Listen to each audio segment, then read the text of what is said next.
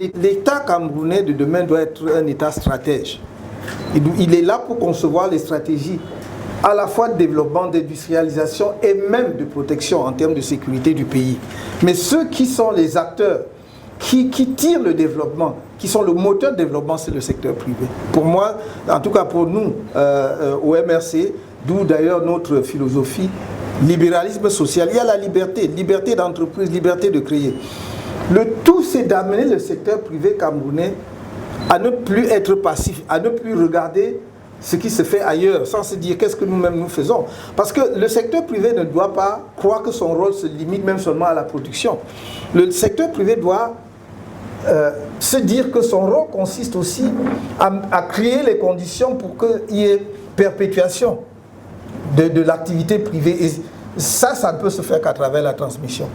Le mentorat, pour ceux qui en douteraient, a l'avantage justement de permettre, si les jeunes sont assez attentifs, de tomber dans certains écueils dans lesquels les autres sont tombés. Premièrement. Deuxièmement, les mentors ont leur exercé. Et ils peuvent d'ailleurs, à partir du mentorat, eux-mêmes investir même dans ces entreprises. Ou conseiller que l'on investisse, parce que le mentor apporte, j'allais dire, un surcroît de crédit au projet ou à l'entreprise. Donc l'État va créer les conditions, même en suscitant, on peut imaginer que l'État vraiment encourage le GECAM ou je ne sais pas moi quel autre groupement d'entreprises d'en faire une activité sérieuse en son sein. De dire, nous devons au bout d'une année voir combien d'entreprises vous avez encadrées et les résultats et l'impact que ça donne. Est-ce qu'il y aura des co-investissements? À n'en point douter. Il ne peut pas, nous ne pouvons pas, merci de votre question sur ce point-là. Nous ne pouvons pas envisager le développement rapide, sérieux du Cameroun et surtout dans certains secteurs où l'on pense que nous sommes irrémédiablement condamnés à suivre les autres sans que l'État co-investisse avec les Camerounais dans certains secteurs. Je vais vous dire une chose, quand on a créé la SNI, et c'est pour ça que ce pays est un pays de génie. Moi, je vois comment on crée la SNI dans les années 70. Personne ne sait encore ce que c'est que les fonds d'investissement. Personne ne sait encore ce que c'est que les bras de l'État pour investir dans le secteur privé. Le Cameroun l'a déjà. Et je vous rappelle, puisque vous êtes bien plus jeune que moi, que lorsqu'on crée ça, qu'est-ce que le président de la République de l'époque fait? Il prend un certain nombre de jeunes Camerounais diplômés des universités nationales qu'il envoie aux États-Unis pour faire les premiers MBA. Du Cameroun, il les a envoyés pour venir donc à la SNI, à la Société nationale d'investissement, pour gérer la SNI. Et ça a donné le résultat que vous avez vu, le nombre d'entreprises qu'on avait créées pendant cette période, avec justement, parce qu'il avait fait le constat selon lequel il y a beaucoup de secteurs dans lesquels le secteur privé national n'était pas encore mature pour pouvoir investir tout seul. Ou bien il y a des secteurs qui ont une rentabilité à long terme, que seul l'État peut porter suffisamment pendant une période. Et c'est pour cela que donc il y aura des co-investissements, c'est inéluctable. Si on veut vous pousser dans des domaines, et moi je les ai ici, je ne vais pas à l'esprit, mais je ne vais pas les dire ici nécessairement, si on veut vous pousser dans des domaines stratégiques pour le pays, où l'on voit qu'il faut que dans une dizaine d'années nous soyons à un tel niveau, mais que le secteur privé par lui-même et à lui tout seul ne peut pas arriver à mettre cela en place, l'État va co-investir avec le secteur privé.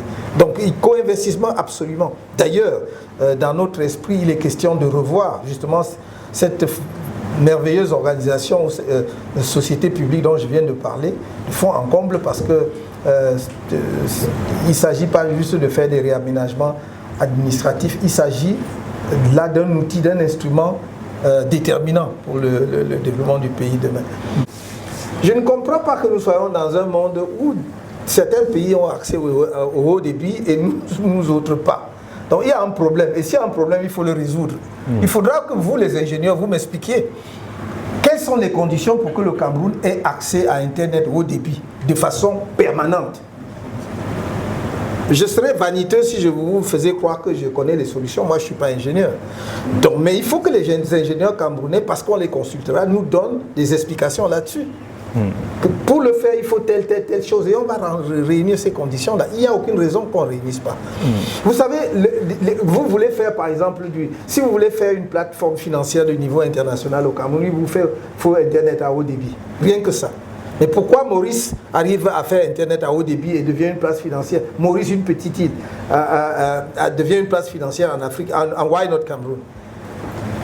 Why not Cameroun? Pourquoi pas le Cameroun? Donc il y a un problème concret. On nous dit il y a le câble sous-marin, il y a la fibre optique, il y a ceci. Mais pourquoi ça ne marche pas? Expliquez-moi pourquoi ça ne marche pas. S'il faut passer par les satellites, on passera par les satellites. Mais il y aura... Fait quoi? Il y aura Internet au débit au Cameroun. Parce que c'est avec ça qu'on va se développer. C'est avec ça qu'on va se développer. On va faire comment? C'est ça. Comment vous voulez pousser les jeunes dans la tech? Comment pouvez-vous espérer qu'ils vont faire des miracles dans le domaine de la tech si l'instrument de base, qui est Internet au débit, n'est pas là? Donc il faut qu'on sorte un peu de l'arriération dans laquelle nous sommes installés. Bon, j'aime bien manger tout ce que vous voulez, le ndolé, le macabo et tout ça, mais on ne va pas vivre que de ça.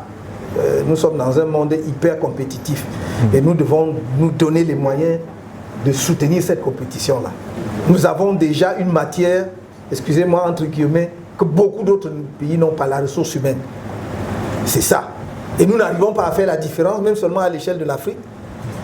Il y a un problème, excusez-moi. Ce n'est pas moi qui ai parlé tout à l'heure, c'est notre compatriote d'Allemagne qui dit « Nous avons ce qui est le plus précieux, le plus difficile, la ressource humaine. Les autres, c'est matériel. Comment est-ce que nous arrivons? On achète, mais nous donnons les moyens d'acheter. Quel est le problème? Donc on va, ça c'est des choses qu'on va régler, croyez-moi. Il faut simplement que nous mettions cela comme une priorité, comme quelque chose d'important. Nous ne pouvons pas, nous parlons d'éducation. Nous voulons former notre jeunesse aux nouvelles technologies, aux technologies de l'information, de la communication et tout.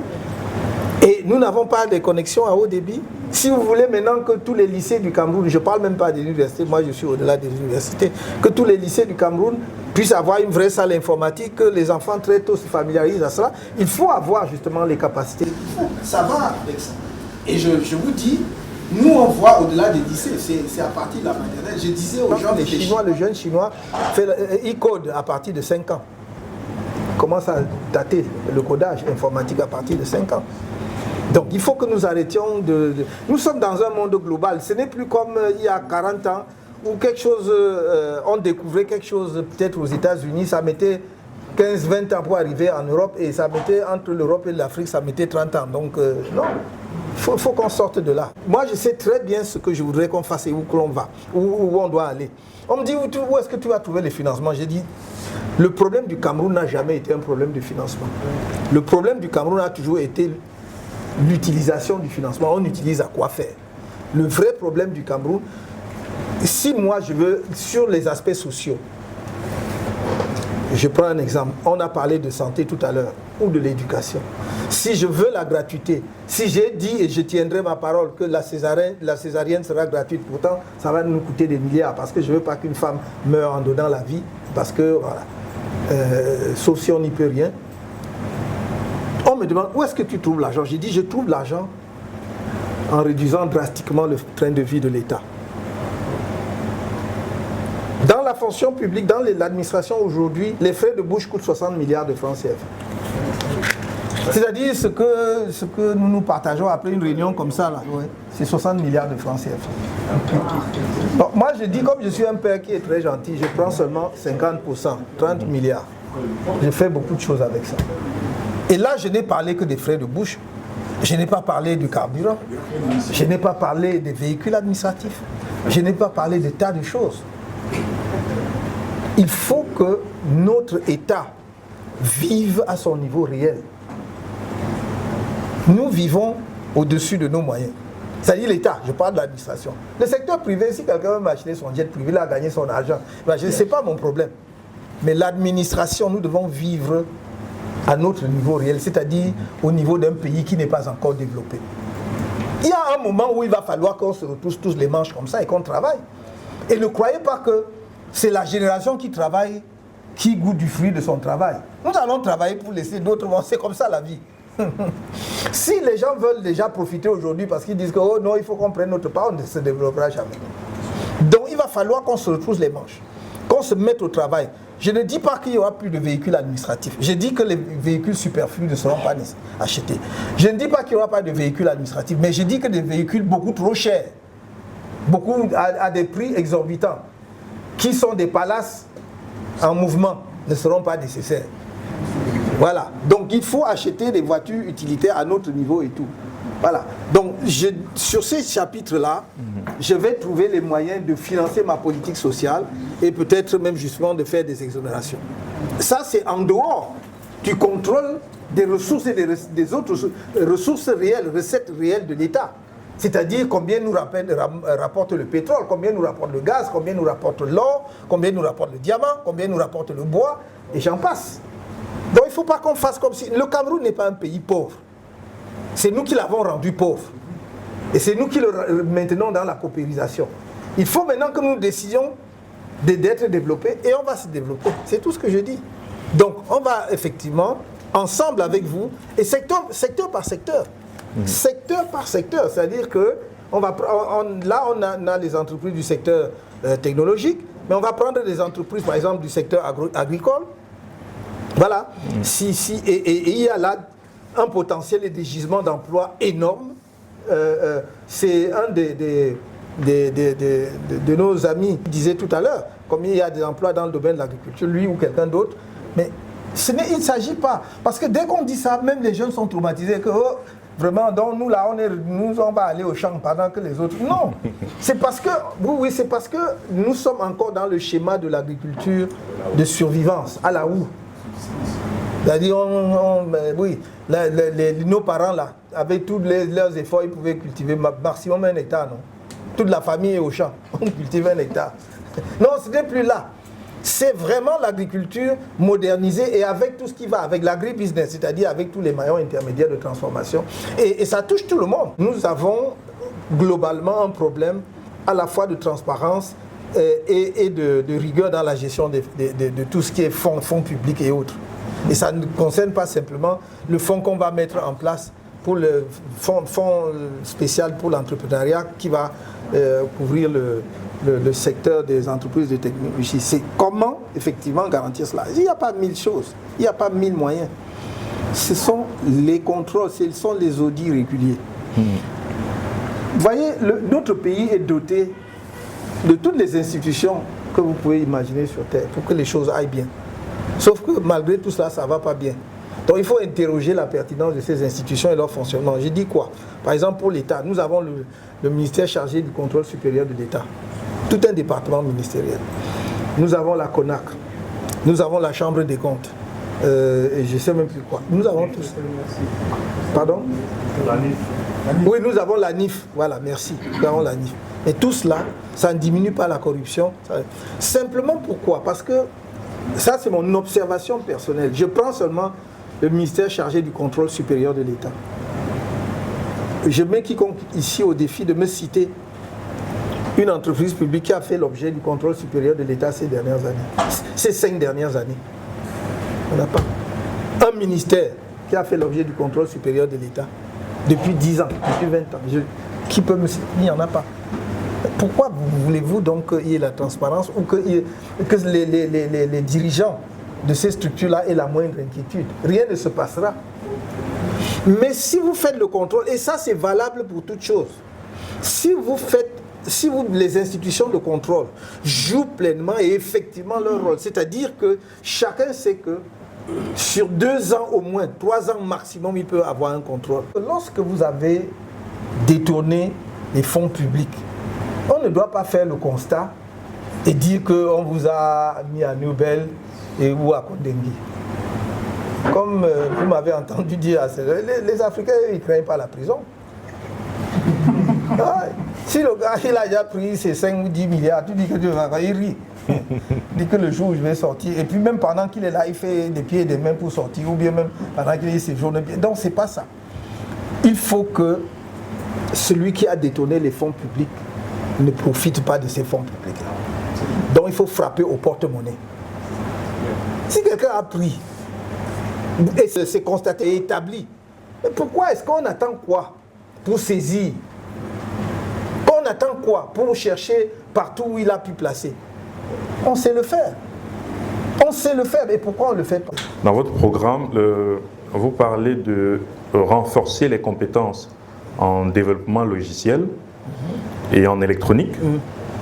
Comment comptez-vous réformer les programmes universitaires et professionnels pour aligner les compétences des jeunes sur les besoins du marché tech mondial? Je crois que c'est aussi l'une des préoccupations du GECAM dont vous avez fait allusion tout à l'heure. Tout à fait. Bien, absolument. Je l'ai dit depuis 2018. Je dois ici d'ailleurs apporter une précision. Le programme que vous avez lu, c'est le programme de 2018. Tout à fait. Le programme 2025 n'est pas encore sorti. C'est pourquoi je vous rencontre. Je vous rencontre pour affiner le programme. C'est lorsque j'aurai bouclé mes rencontres avec les différents secteurs d'activité que effectivement on va finaliser le programme. Ça n'aurait pas de sens de venir vous voir alors que j'ai déjà un programme sur le sujet. À la limite, ce serait vous manquer de respect. Donc je voudrais que vous soyez presque les co-rédacteurs du programme ultime. Parce que c'est pour ça que je suis vraiment très attentif. Maintenant, pour répondre très précisément à votre question, pour moi c'est un enjeu. Et croyez-moi, moi mon ambition, comme homme public et comme quelqu'un qui veut assumer les fonctions les plus élevées dans le pays, c'est vraiment de mettre en orbite le pays. C'est-à-dire de le mettre en capacité d'affronter l'avenir. Et pour moi, c'est pas simplement en faisant du replâtrage ou des cosmétiques sur ce qui existe. C'est vraiment de voir plus loin. Je vais vous dire, pour mettre en place ces structures-là, j'entends renforcer les universités existantes dans leurs facultés de sciences, dans leurs institutions et tout.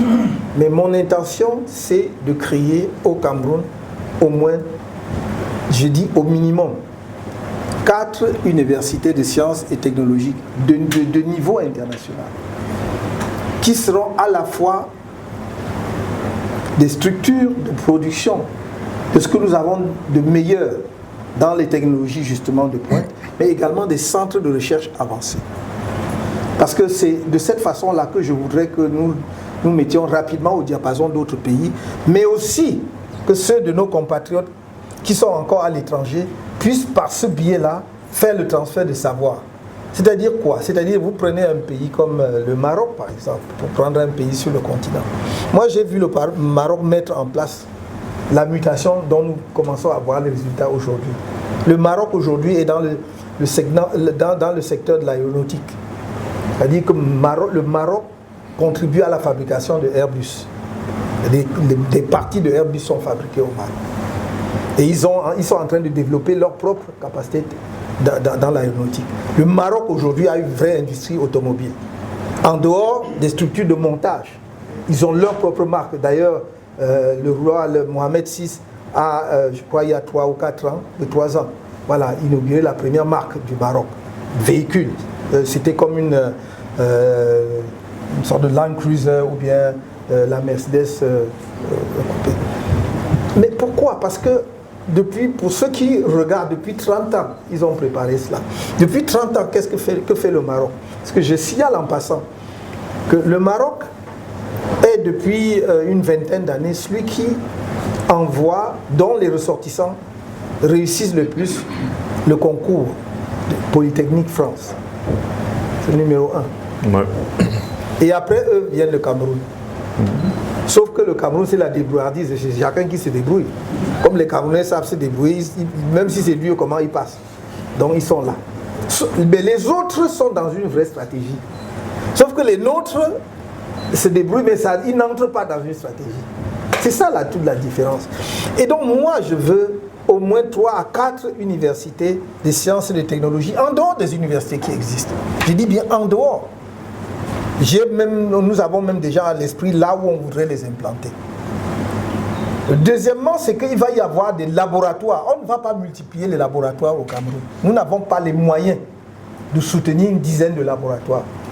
On va avoir un certain nombre de laboratoires de pointe dans des domaines où nous voulons être à la pointe.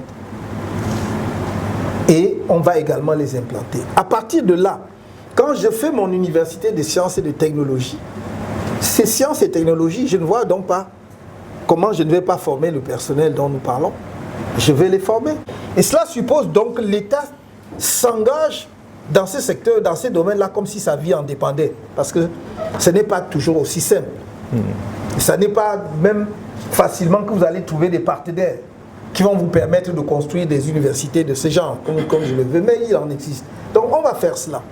Et je crois que après, lorsque vous direz que vous voulez construire un véhicule, dans mon programme de 2018, je promettais aux Camerounais une voiture camerounaise en 3 ans. Quand j'ai fait ça, tout le monde est tombé dessus. Dans tous les programmes, maintenant, chacun veut faire la voiture. Mais bon, je vais leur laisser ça, je vais parler d'autre chose.